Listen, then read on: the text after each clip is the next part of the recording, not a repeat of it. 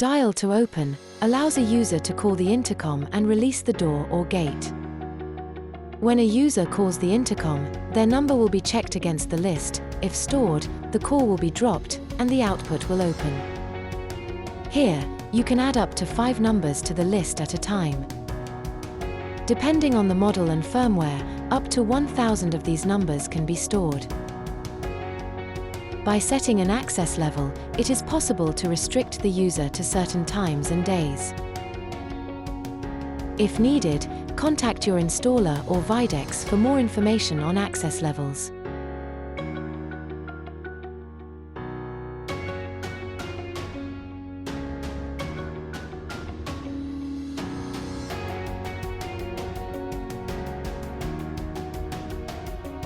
It is also possible to search for or remove existing numbers. This can be done by using either the telephone number or memory location.